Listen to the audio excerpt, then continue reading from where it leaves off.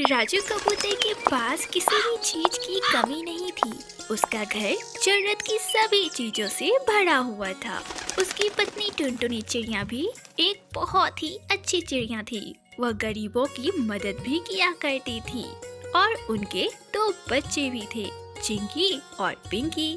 सब कुछ बहुत ही अच्छा चल रहा था, पर अचानक से एक दिन उनकी खुशियों को किसी की नजर लग गई और राजू कबूतर को कैंसर की बीमारी हो गई। अब राजू कबूतर के इलाज में टुनटुनी चिड़िया की सारी जमा पूंजी खत्म हो गई और वे सभी दाने दाने के मोहताज हो गए। हे भगवान, अब मैं क्या करूं? मैंने तो आज तक किसी से भी कुछ नहीं मांगा, अब मैं किसी से कैसे कुछ मांगूं? भगवान, वैसे भी अगर मुझे कोई कुछ देगा तो एक ही देता, रोज रोज मुझे कौन देगा?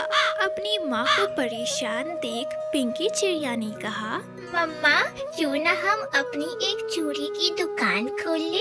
उससे जो इनकम होगा मम्मा, उससे हम अपने घर का खर्चा चला लेंगे। अपनी दीदी की यह बात सुन चिंकी ने भी कहा, हाँ मम्मा, दीदी तो बहुत अच्छा बोल रही है, ये एक बहुत अच्छी तरकीब है मम्मा। पर बिटिया, चूड़ी खरीदने के लिए हमारे पास पैसे कहाँ से आएंगे? मम्मा, पापा के दोस्त चिंटू अंकल है ना, उनकी चूड़ियाँ और कॉस्मेटिक्स की दुकान है। मम्मा, तुम उनसे कुछ चूड़ियाँ उधार पर ले लो और जब तुम चूड़ियाँ बेचकर पैसे कमा लोगी तो उनके पैसे तुम चुका देना। ये बात टुनटुनी चिड़िया को ठीक लगी। वह चिंटू चिड़े की दुकान पर पहुँची और उसे सारी बात बताई। तब चिंटू चिड़े ने कहा, भाभी, मैं राजू के बारे में बहुत चिंतित हूँ, पर मैं क्या कर सकता हूँ? अगर इस तरह से मैं आपकी मदद कर सकता हूँ तो मैं आपकी मदद हमेशा करूँगा। लीजिए भाभी, आपको जितनी भी चूड़ियाँ मेरी दुकान से चाहिए आप ले लीजिए। टुनटुनी चिड़िया चिंटू चिड़े की दुकान से चूड़ियाँ लेकर घर आ गई और अगले ही दिन से जंगल में घूम घूम कर चूड़ियाँ बेचने लगी। उसकी चूड़ियाँ दिनों दिन बिकने लगी। जैसे ही वह चूड़ियाँ लेकर आती और आवाज लगाती, चूड़ियाँ ले लो चूड़ियाँ, रंग बिरंगी चूड़ियाँ, चूड़ियाँ पहन लो चूड़ियाँ, वैसे ही चिड़ियाएं उसके पास आने लगती और कहती, अरे गुलाबो, चलो चलो, टुनटुनी चूड़ी वाली आ गई, चलो जल्दी चलो। और नहीं तो क्या, कितना आराम है। शहर के जंगल भी चूड़ियाँ खरीदने नहीं जाना पड़ता, घर पर ही आकर दी जाती है। और अगर सही कहूँ तो बहन, ये तो बहुत अच्छी चूड़ियाँ देती है और वह भी बहुत ही कम कीमतों पर। अरे गुलाबो बहन, सबसे बड़ी बात तो यह है कि टुनटुनी चिड़िया उधार भी कर लेती हैं। अगर हमारे पास पैसे नहीं हैं, फिर भी हम चूड़ियाँ पहन सकते हैं। और नहीं तो क्या मीठी बहन, अगर हम पैसे लेकर नहीं जाते हैं तो बिना पैसों के कोई हमें चूड़ियाँ देता भी नहीं है। और अगर तीज त्योहार होता है और हम इसे बुला लेते हैं तो घर पर आकर चूड़ियाँ पहना जाती है। उसी जंगल में एक घर कालू कौवे का भी था, जहाँ पर एक नन्ही सी चिड़िया रहती थी। पर कालू कौवा उस चिड़िया पर बहुत अत्याचार करता था। चूड़ी बेचने के क्रम में टुनटुनी चिड़िया की दोस्ती उस नन्ही सी चिड़िया से हो गई थी और टुनटुनी चिड़िया उस नन्ही सी चिड़िया को फ्री में ही चूड़ियाँ दे दिया करती थी। इस तरह चूड़ियों का धंधा बहुत ही अच्छा चल रहा था और देखते ही देखते एक साल ही बीत जाता है। एक दिन टुनटुनी चिड़िया बहुत उदास थी और उदास मन से वह अपने पति से कहती है, राजू जी, अब चूड़ियों की बिक्री बहुत ही कम होती जा रही है। क्यों मम्मा, ऐसा क्या हो गया अब? अरे बिटिया, जंगल में कई सारी चूड़ियों की दुकानें खुल गई हैं। वे घटिया पर चमकीली और फैंसी चूड़ियाँ रखते हैं। सारे ग्राहक अब उन्हीं की दुकानों से चूड़ियाँ खरीदने लगे हैं। वैसे तो मेरे पहले के स्टॉक सब खत्म हो गई है, पर अब नई स्टॉक लाने के लिए मेरे पास पैसे नहीं हैं। और मैंने चिंटू भैया के भी पैसे पिछले महीने के नहीं दिए हैं। भले चिंटू भैया मुझसे कुछ बोलते नहीं हैं, पर मुझे तो खुद में लगता है ना, उनके पैसे भी तो चुकाने हैं। अब कुछ समझ ही नहीं आ रहा मैं क्या करूं। अरे टुनटुनी, क्यों? क्या हुआ? क्या चूड़ियाँ बेचकर तुम्हें पैसे नहीं मिले? राजू जी, अब मैं क्या बताऊं? जंगल में सभी पक्षी ईमानदार तो नहीं है, कुछ लालची हैं तो कुछ बेईमान हैं। मैंने उन्हें उधार में चूड़ियाँ दी थी, अब वे मुझे पैसे दे ही नहीं रहे। और कभी कभी तो मैं गरीब पक्षियों को दया करके फ्री में ही चूड़ियाँ दे दिया करती थी। इस वजह से मेरे पास पैसे जमा नहीं हो पाए हैं। बेचारा राजू कबूतर कर भी क्या सकता था, वह तो बीमार होकर चारपाई पर पड़ा हुआ था। वह दुखी मन से बोला, लेकिन टुनटुनी, किसी भी काम और बिजनेस में दया से काम नहीं चलता है। पैसों का काम पैसों से ही चलता है। पर अब मैं कर भी क्या सकती हूँ राजू जी। खैर छोड़ो, मेरे पास जो भी बची खुची चूड़ियाँ हैं मैं उन्हें बेच देती हूँ। अब तो मैं बाजार के कंपटीशन में भी नहीं आ सकती। मेरे पास तो उतने पैसे हैं ही नहीं कि मैं अच्छी और टिकाऊ चूड़ियाँ लोगों को दे सकूं। अब जो चूड़ियाँ बची है वह बेचकर मैं यह व्यवसाय अब बंद कर दूंगी।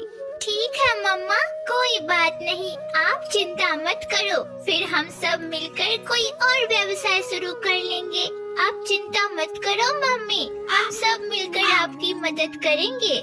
वह सब तो ठीक है पिंकी बेटा, पर कोई काम शुरू करने के लिए भी तो हमारे पास पैसे होने चाहिए ना। अगली सुबह टुनटुनी चिड़िया बची हुई चूड़ियों को बेचने के लिए जंगल की ओर निकल पड़ी। सुबह से शाम हो गई, पर आज उसकी एक भी चूड़ियाँ नहीं बिकी, तो वह निराश मन से घर वापस आने लगी। तभी रास्ते में उसे कालू कौवे का घर दिखाई दिया, तो वह उसके घर के बाहर रुक गई और उस नन्ही सी चिड़िया को आवाज लगाने लगी, बूढ़ी बिटिया बूढ़ी, जरा बाहर तो आना। नन्ही सी बूढ़ी चिड़िया रोते हुए बाहर आई। तब टुनटुनी ने उससे पूछा, अरे बूढ़ी बिटिया, क्या बात है, तुम रो क्यों रही हो? आज मुझे बाबा ने फिर से मारा है। मुझे खाना बनाना नहीं आता था, इसलिए मैंने खाना नहीं बनाया था और उन्हें गुस्सा बहुत आता है, इसलिए उन्होंने मेरी पिटाई कर दी। ओहो, ये सुनकर तो बहुत बुरा लगा। बूढ़ी बिटिया, अब मैं चूड़ियों का व्यवसाय बंद कर रही हूँ। देखो, मैं तुम्हारे लिए कितनी सारी चूड़ियाँ लेकर आई हूँ। ये लो, सारी चूड़ियाँ तुम्हारी नाप की है। तुम जब भी इन चूड़ियों को पहनोगी ना, तुम्हें मेरी याद आएगी। यह बात सुनकर बूढ़ी चिड़िया बहुत उदास हुई और बोली, आंटी आप बहुत अच्छी हो। पता नहीं मेरी मम्मा मुझे छोड़कर कहाँ चली गई। मम्मा के बाद आप ही ने तो मुझसे प्यार किया था और अब आप भी मुझे छोड़कर जा रही हो। पता नहीं अब मेरा क्या होगा। टुनटुनी चिड़िया ने उस नन्ही सी चिड़िया को अपनी सारी चूड़ियाँ दे दी और उदास मन से घर वापस आ गई। इस तरह वह दिन बीत गया और रात हो गई।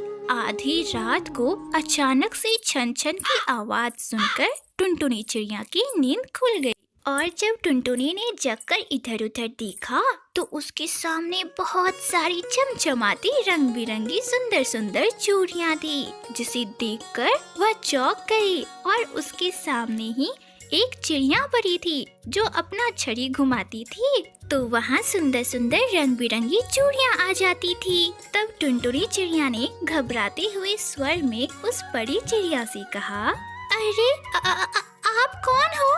तब उस परी चिड़िया ने मुस्कुराते हुए कहा, मैं परियों की रानी टूनी हूँ और वसंत पंचमी के दिन पर हम सभी परियां पृथ्वी लोक पर घूमने आती है।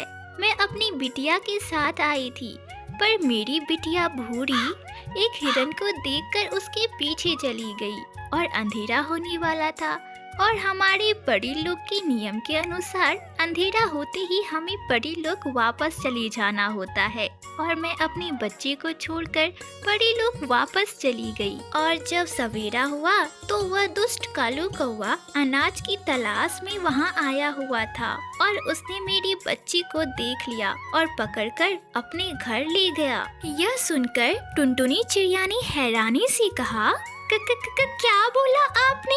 बूढ़ी आपकी बेटी है? हाँ टुनटुनी, बूढ़ी मेरी बेटी है। आपको पता है वह कालू कौवा बहुत दुष्ट और बेरहम है। वह बूढ़ी को बहुत मारता था और उस पर अत्याचार भी करता था। तुम्हारा बहुत बहुत धन्यवाद। तुम एक बहुत अच्छी चिड़िया हो। तुमने मेरी बूढ़ी का ध्यान रखा और तुम्हें अपना व्यवसाय खत्म करने की कोई जरूरत नहीं है। ये चूड़ियाँ देख रही हो, ये चूड़ियाँ कभी खत्म नहीं होगी। अब तुम इन्हें बेचकर पैसे कमा सकती हो, पर तुम्हें मेरा एक छोटा सा काम करना पड़ेगा।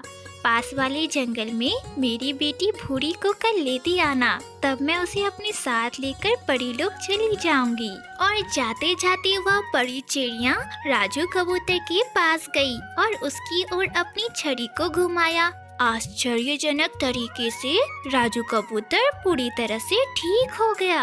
अगले दिन से ही टुनटुनी चिड़िया ने अपनी रंग बिरंगी चूड़ियों को एक जगह लगा दिया और जोर जोर से चिल्लाकर ग्राहकों को बुलाने लगी। चूड़ियाँ ले लो, चूड़ियाँ, रंग बिरंगी चूड़ियाँ, एक बार आओ और पहन के देखो तो। एक बार पहनने आओगे तो बार बार आओगे। चूड़ियाँ ले लो, चूड़ियाँ। टुनटुनी चिड़िया की आवाज सुन कुछ ग्राहक उसकी चूड़ियों की दुकान के पास आए और उसकी चूड़ियों को देखकर बहुत खुश हुए और कुछ ही मिनटों में टुनटुनी चिड़िया की सारी चूड़ियाँ बिक गई। भगवान आपका बहुत बहुत शुक्रिया। आज पूरे जंगल में सबसे ज्यादा चूड़ियाँ मेरी बिकती है और मेरी आमदनी भी अच्छी होती है। चाहे मैं कितनी भी चूड़ियाँ बेच लूं, ये चूड़ियाँ कम होती ही नहीं है। धन्यवाद उस चिड़िया परी का जिन्होंने मुझ पर यह कृपा की। टुनटुनी, अब हम मिलकर एक बड़ी सी चूड़ियों का दुकान खोल लेते हैं। और वैसे भी उस परी की कृपा से मैं भी तो ठीक हो गया हूँ। अब हम दोनों मिलकर चूड़ियाँ बेचेंगे। एक बार फिर से टुनटुनी चिड़िया और राजू कबूतर की जिंदगी खुशहाल हो गई। इस तरह वसंत पंचमी का दिन भी आ गया और टुनटुनी चिड़िया भूरी चिड़िया को अपने साथ लेकर पास वाले जंगल में गई, जहाँ रानी परी भी आई हुई थी। उसने अपनी बेटी को गले से लगाया और रोते हुए बोली, मेरी बेटी, मेरी भूरी, तू कहाँ खो गई थी बच्ची? माँ, आखिरकार आप मुझे मिल ही गई। मम्मा, आप मुझे छोड़कर कहाँ चली गई थी? मम्मा, अब मुझे आप कहीं भी छोड़कर मत जाना ना। रोती हुई आंखों से टुनटुनी चिड़िया ने सभी परियों को अलविदा किया और बूढ़ी चिड़िया के साथ सभी बड़ी चिड़िया वापस अपने परी लोग चली गई।